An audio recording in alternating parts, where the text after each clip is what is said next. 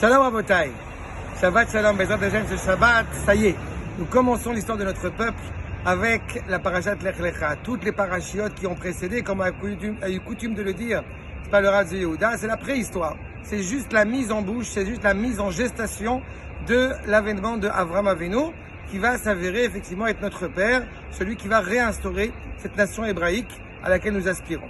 Et je voudrais attirer votre attention sur plusieurs éléments. Le premier, c'est qu'effectivement notre paracha ne commence pas en évoquant les mérites d'Avraham, mais commence simplement Lech Lecha, Mi Artzecha, Mi Bet Modelecha, etc. Tu dois quitter, eh bien, je t'emboîte le pas à sortir de la maison de ton père, de ton pays, de toi-même, pour arriver vers la terre, que je te montrerai. Et on espère toujours évidemment qu'il la trouvera. Baruch Hashem, il s'avère qu'il l'a trouvé, c'est la preuve qu'il est Avraham. Mais cependant, il y a une question qui s'impose.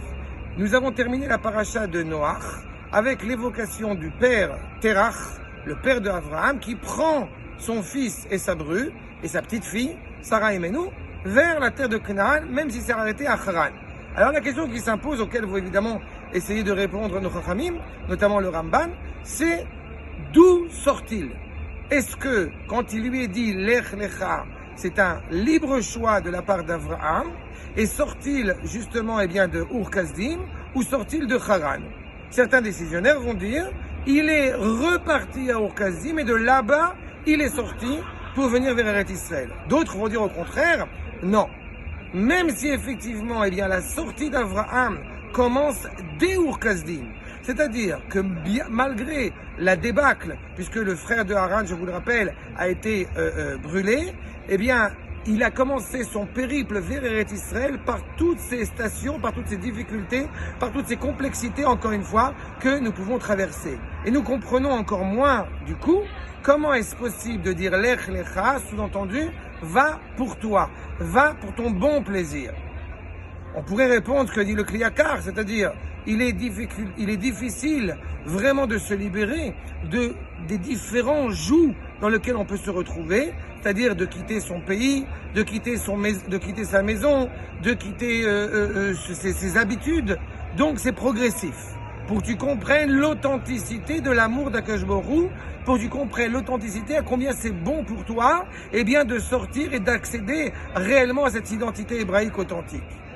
Mais il nous faut d'abord et avant tout comprendre que s'engager sur cette voie, c'est justement l'expression de l'amour d'Akadosh Baruch Hu. C'est-à-dire que comme nous rappelle le Midrash, que pour accéder, trois cadeaux qui sont des cadeaux authentiques, ont été donnés au peuple juif, et ces trois cadeaux qui sont la terre d'Eretz Israël, qui sont la Torah, qui sont le Mashiach, sont acquis avec difficulté. Effectivement, c'est pour ton vrai plaisir, ton bon vrai plaisir. Mais à quel point nous sommes prêts à nous engager vers ce cheminement-là? C'était le cas de Avraham.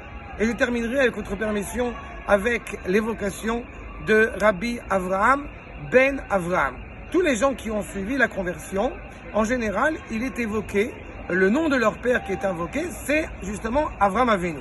Avraham Avinu, le père de ceux qui vont faire cette démarche, parfois difficile, de pouvoir pleinement construire et participer à la destinée du peuple juif. Rabbi Avraham ben Avraham, il faut avoir en tête que c'était un converti qui était en Europe orientale et qui, à la base, venait d'une famille profondément riche de Pologne, on l'appelait de Potowski.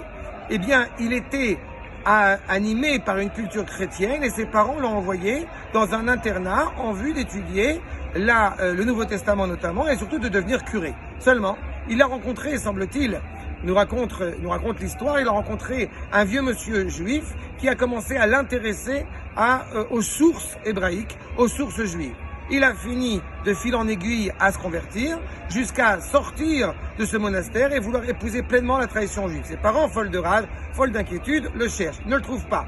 Et il continue et il s'enferme dans le Beit Midrash et il est insistant et il est profondément dévoué à l'étude de la Torah.